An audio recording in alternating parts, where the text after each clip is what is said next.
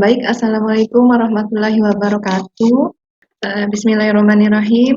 Terima kasih juga saya sapa ya kepada seluruh peserta, baik itu peserta yang datang luring ya, dan juga peserta yang datang atau berkesempatan hadir di bagian daring.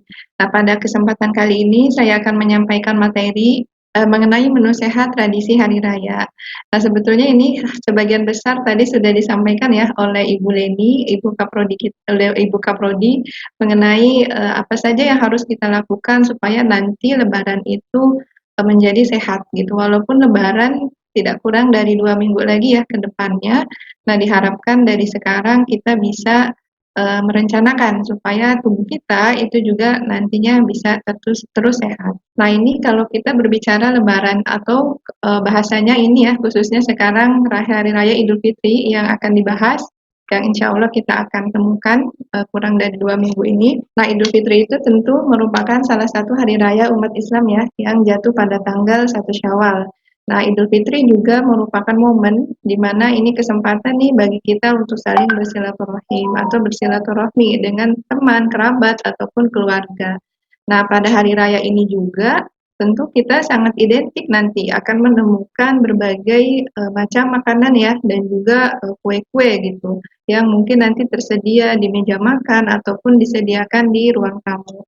Nah, ini memang menjadi salah satu tradisi di kita ya, terutama di masyarakat Indonesia. Nah, ini kalau saya list nih, ini hanya beberapa ya, tidak semua mungkin makanan yang menjadi tradisi di hari raya. Mungkin nanti ada sebagian teman-teman yang lainnya ya yang agak sedikit berbeda karena memang ini sangat kaitannya dengan budaya ya. Mungkin di negara lain juga bisa kita temukan menu yang berbeda. Nah, ini khususnya yang saya tampilkan ini adalah menu-menu yang biasa disajikan di kita atau di Indonesia. Ini yang pertama ada ini ya ketupat. Ini tentu nanti di hari Lebaran banyak ya masyarakat yang bikin ketupat nih, terutama sebagai sumber karbohidrat. Kemudian jenis olahan daging, terutama ada opor, kemudian ada bisa rendang ya, kemudian ada ini sambal goreng, lalu ada semur, kemudian ada beberapa jenis kue gitu atau camilan-camilan yang nanti bisa tersedia gitu. Nah, kalau kita amati ya dari makanan-makanan tadi yang sudah saya sampaikan itu adalah jenis-jenis makanan tadi ya yang bersantan. Kita temukan opor, kemudian rendang, semur itu kan ada penambahan santan di dalam pengolahannya. Kemudian ini juga makanan-makanan yang cenderung berminyak dan juga berlemak gitu. Jadi dalam pengolahan makanan tadi terutama ya itu juga cenderung dia ditambahkan minyak yang berlebih gitu. Kemudian gurih asin tentu ya dari santan juga kan dia bisa menghasilkan rasa asin, rasa gurih maaf. Kemudian ada manis ini khususnya kaitannya dengan kue-kue ataupun snack yang cenderung disajikan di momen hari raya nanti. Nah, makanan-makanan yang sifatnya seperti ini ya, ini kalau kita kaji kembali, ini cenderung mereka atau makanan yang tinggi lemak, kemudian tinggi gula, kemudian tinggi garam dan rendah serat karena memang di sini kita lihat ya kalau di menu tadi yang saya tampilkan itu hampir tidak kita temukan sayur dan buah gitu. Karena memang menu tradisi lebaran kita identiknya dengan tinggi ini sumber protein hewaninya. Nah, tentu ini kemudian kita kembali lagi ya melihat bagaimana fenomena pola konsumsi masyarakat ya di saat lebaran. Ini mungkin juga kita bisa rasakan bersama ya di mana lebaran itu menjadi momen orang itu cenderung kalap gitu, apalagi setelah mereka berpuasa 1 bulan ya, di bulan Ramadan. Itu maka kejadian nih nanti makan dengan porsi berlebihan tentu nanti akan ditemukan ya. Kemudian frekuensinya menjadi sering tidak teratur. Kadangkala kita sebetulnya sudah makan di rumah ya, tapi karena mungkin main gitu ke keluarga atau ke kerabat gitu, ke kerabat dekat, tiba-tiba ditawarin makanan ataupun ditawarin snack gitu, terus kita makan lagi gitu jadinya. Nah, cenderung frekuensinya jadi tidak teratur. Lalu di sini juga terkait dengan menu yang tadi sudah disampaikan ya, cenderung menu-menu yang disajikan itu menu yang tinggi lemak, tinggi gula, tinggi garam, bahkan rendah serat. Nah, pola seperti ini kalau misalkan kita biarkan ya lama-kelamaan nih, nah maka nanti bisa menyebabkan peningkatan berat badan. Itu kalau sudah berat badannya meningkat, ini tentu nanti akan beresiko ya terkena penyakit-penyakit lainnya yang mulai nanti mengancam, khususnya ini terkait penyakit tidak menular seperti diabetes, hipertensi, kardiovaskular. Gitu. Nah, tentu nanti pada saat lebaran proses ini ya tidak ujuk-ujuk langsung. Contohnya orang misalkan makan menu lebaran ya, tidak besoknya jadi gemuk, tidak juga sesingkat itu. Tetapi kalau misalkan ini dibiasakan, misalkan seminggu, 2 minggu, bahkan mungkin 1 bulan ya, karena lebaran itu momennya kadang sampai 1 bulan penuh ya. Kadang mungkin ada yang merasakan sampai nanti Idul Adha mungkin ya, karena mungkin kerabatnya banyak gitu. Walaupun kita dalam kondisi pandemi COVID ya, tapi mungkin silaturahim kepada keluarga dekat itu pasti akan terjadi. Nah, ini kita bahas sedikit ya mengenai overweight dan obesitas. Ini juga tadi sudah disampaikan juga oleh Ibu Leni ya. Nah, terkait ini obesitas itu banyak faktor yang mempengaruhinya. Kebanyakan ini terkait dengan pola hidup ya atau lifestyle gitu. Nah, lifestyle ini nanti terkait dengan pola konsumsi pangan yang tidak baik. Contohnya ini pangan-pangan yang dia densitas energinya tinggi, kemudian tinggi lemak, lalu nanti ya rendah serat, ini bisa menyebabkan maaf ya, saya lanjutkan. Nah, ini terkait dengan obesitas ya, ini kebanyakan faktornya itu terkait dengan tadi gaya hidup atau lifestyle kita. Gitu. Jadi terkait dengan pola konsumsi pangan yang tidak baik, kemudian rendahnya aktivitas fisik, ini menjadi faktor utama. Kemudian ada faktor lain ya, terkait dengan stres, lalu kurang tidur, bisa juga karena akibat dari penggunaan obat-obat tertentu, lalu genetik, contohnya di riwayat keluarga yang dia punya riwayat obes juga bisa meningkatkan risiko untuk menderita obesitas. Nah, terkait dengan materi kita hari ini ya, terkait menu lebaran, ini kita kaitkan dengan pola konsumsi yang tadi cenderung menu-menu yang disajikannya itu kurang baik ya atau kurang sehat. Nah, tapi bukan artian menu-menu itu dilarang dikonsumsi ya. Ini juga bisa bebas kita konsumsi tetapi dalam jumlah dan juga aturan yang benar. Nah, ini kemudian terkait dengan obesitas juga ya. Ini bisa kita tahu ini cara cara simpelnya nih atau kita sering ya orang gizi menggunakan IMT biasanya indeks massa tubuh untuk mengidentifikasikan obesitas ataupun overweight dengan cara berat badan kita ya dalam kilogram dibagi dengan tinggi badan di dalam meter. Nah, untuk overweight sendiri ini kriterianya ini saya ambil kriteria berdasarkan Kemenkes RI ya. Untuk overweight itu kalau kita punya IMT di ini ya di antara 25 sampai 27. Ini klasifikasi overweight. Nah, kalau obesitas ini kalau dia punya IMT yang lebih dari 27 gitu. Nah, kemudian selain IMT ini juga bisa kita nanti mengidentifikasikan jenis obesitas sentral ya yang sering kita ukur lewat lingkar perut. Kalau laki-laki itu lebih dari sama dengan 90 cm, kalau perempuan ini lebih dari sama dengan 80 cm. Nah, tentu harapannya kan kita di saat lebaran maksudnya di saat momen lebaran ya, itu tidak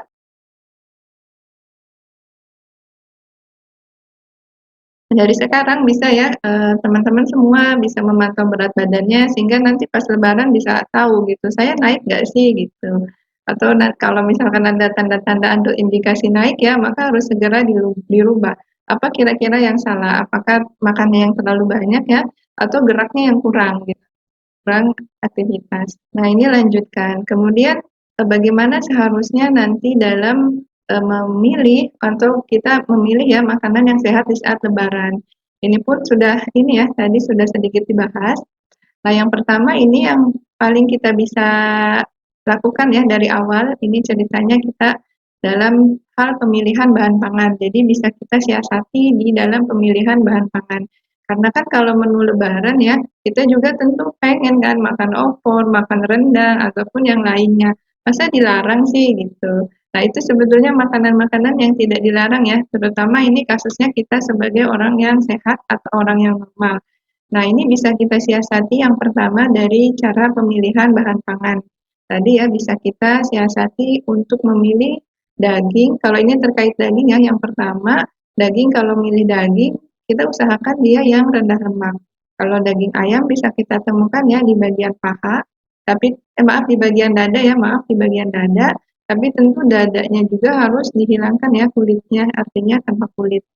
Nah, kalau bagian sapi, ini bisa kita pilih khas luar dan khas dalam. Kemudian kalau kambing juga ini bisa kita pilih dengan di bagian khas dalam gitu. Nah, kenapa sih kok kita harus pilih daging yang rendah lemak gitu? Karena di daging yang rendah lemak ya, atau mungkin daging yang sudah dihilangkan lemaknya, itu dia cenderung memiliki kandungan lemak jenuh yang lebih rendah gitu. Dan bahkan dari beberapa hasil penelitian ini jenis-jenis lean meat ini dari daging-daging yang sudah dihilangkan lemaknya ya, jadi lemak yang terlihatnya dibuang gitu. Nah, ini ternyata terbukti bisa menurunkan kolesterol dan LDL pada responden obes. Jadi ada suatu penelitian ya, ini terkait orang obesitas gitu kan diberikan perlakuan untuk makan daging gitu, meskipun dia tetap makan daging, tetapi jenisnya itu makan yang lean meat ya, ternyata ini sudah bisa menurunkan kolesterol dan LDL gitu, tanpa harus dia menghilangkan menu daging di dalam menunya. Jadi ini juga bisa menjadi alternatif kita ya, kalau kita tetap pengen makan daging, pengen tetap sehat, kolesterol LDL kita atau lipid profile di darahnya itu tetap normal, bisa kita siasati dengan pemilihan bahan pangannya, terutama dari daging yang rendah lemak atau daging tanpa lemak. Nah, ini yang kedua. Yang kedua ini kalau berbicara protein hewani, ini juga ada ikan ya.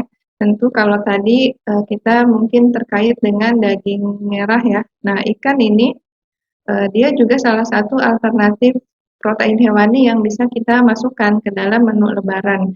Meskipun ini tidak terlalu familiar ya, atau mungkin ada di beberapa kota atau negara yang juga ada di menu lebarannya. Cuman kalau di tradisi kita ini hampir ini ya apa jarang ditemui di menu menu utamanya, maksudnya menu utama lebaran. Nah, ini bisa menjadi alternatif ya kalau misalkan apalagi kan kalau harga daging misalkan lagi mahal nih. Nah, maka bisa alternatifnya itu dengan menu ikan. Karena selain ikan juga baik ya untuk kesehatan, ternyata kalau kita analisis atau kita lihat kandungan gizinya di dalam ikan itu dia punya kandungan ini ya jenis polyunsaturated fatty acid-nya itu omega 3, kemudian ada besi, kalsium, seng, fosfor, selenium, yodium, klor, bahkan vitamin D. Jadi ini memang baik ya.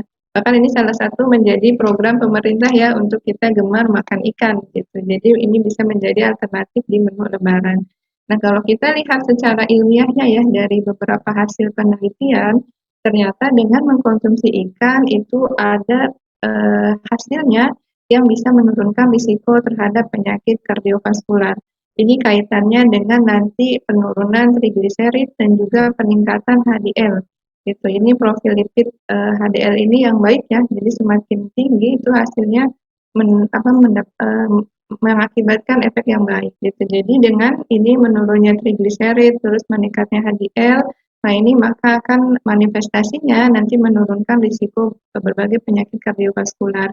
Jadi sudah banyak ya manfaat dari konsumsi ikan. Nah, ini selanjutnya terkait dengan santan dan minyak, karena kalau tadi kita ingat lagi ya menu khas Lebaran, ada opor, ada rendang, itu kan ada penambahan santan ya cenderung di dalam pengolahannya.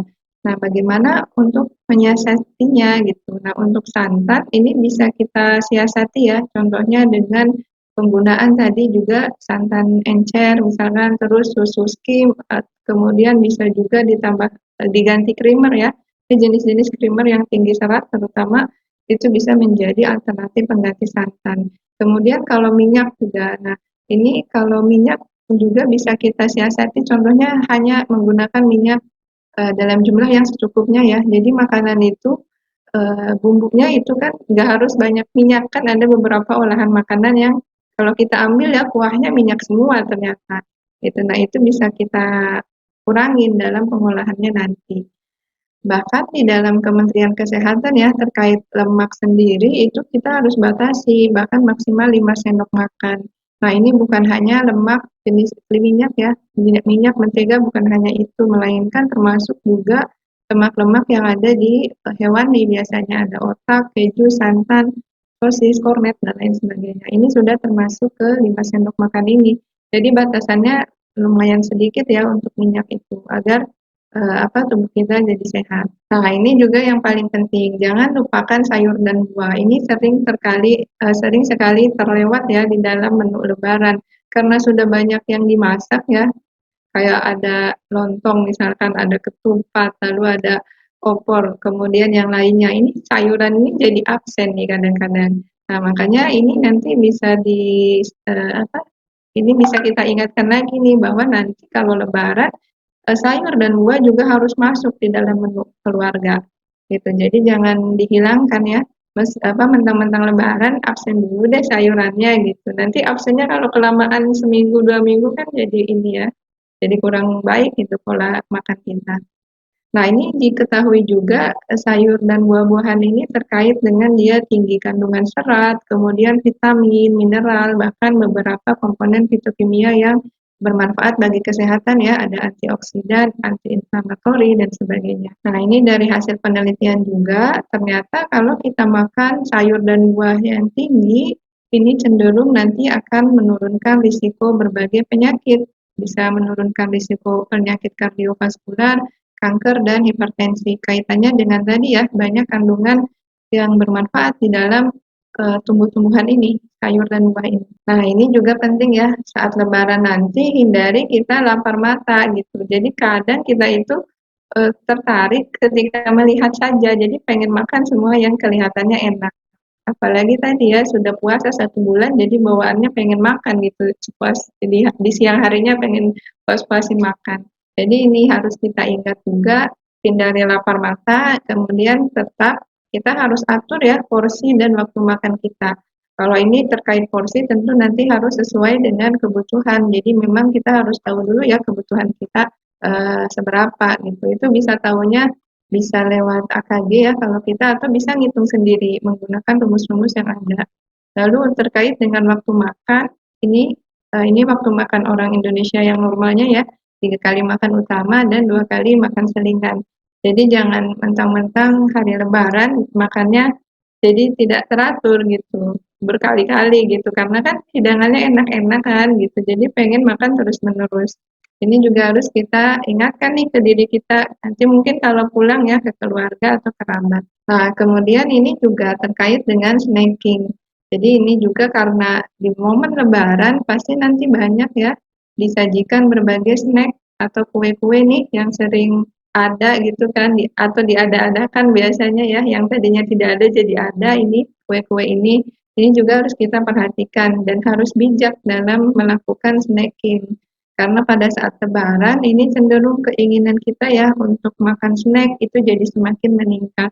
Bahkan ketika ngobrol dengan orang atau keluarga ya, kan lebaran itu momen dimana kebanyakan saling ngobrol kan biasanya ya, keluarga dengan keluarga atau kerabat jauh, itu kan tiba-tiba ada, nggak nggak nyadar nih tangannya sudah megang snack aja terus masukin ke perut gitu kan.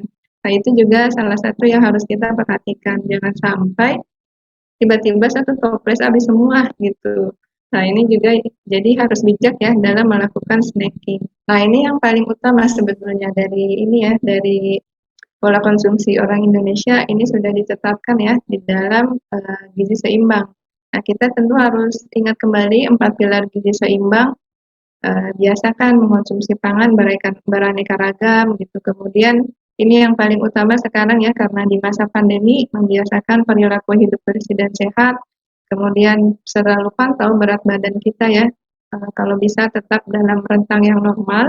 Kemudian jangan lupa juga melakukan aktivitas fisik, karena apa yang sudah kita masukkan ya itu harus kita keluarkan supaya berat badan kita jadi normal gitu. Pengeluarannya lewat apa? Salah satunya bisa lewat aktivitas fisik, jadi energi bisa dikeluarkan kembali. Nah, ini terkait dengan pedoman gizi seimbang tentu sangat erat ya tentang isi piringku. Nah, di isi piringku ini ada tadi juga sudah dijelaskan ya. Kalau kita lihat, ini kalau kita bagi ya nih, tengah-tengahnya ceritanya dibagi nih. Sebelah ini ada 50% isinya harus buah-buahan dan sayuran, di mana porsi sayuran biasanya lebih besar ya dibandingkan buahnya. Kemudian sebagian di bagian kiri ini ada makanan pokok dan lauk pauk, di mana makanan pokok juga dia porsinya lebih besar dibandingkan dengan lauk pauk. Nah, jangan lupa juga ini ya yang tadi pesannya, cuci tangan pakai sabun, lalu aktivitas fisik, dan juga jangan lupa nih minum air. Khususnya dari Kemenkes dianjurkan untuk 8 gelas sehari. Nah, ini beberapa contoh untuk menu makan sehari.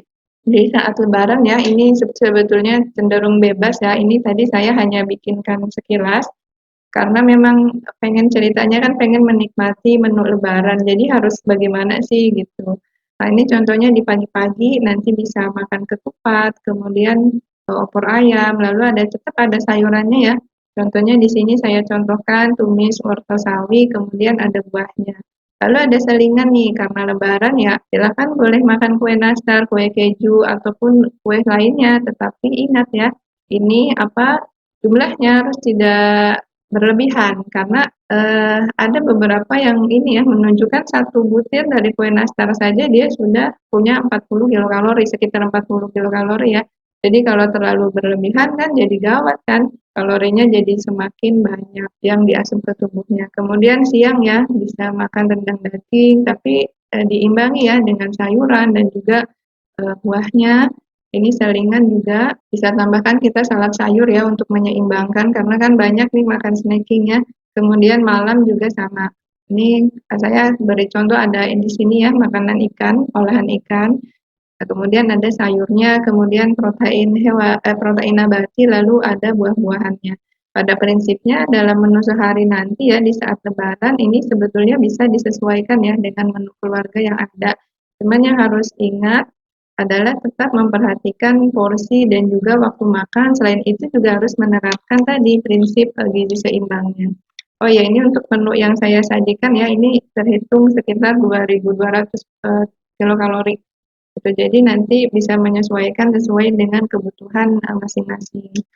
Nah, mungkin itu saja ya materi kita pada hari ini. Kurang lebihnya saya mohon maaf. Assalamualaikum warahmatullahi wabarakatuh.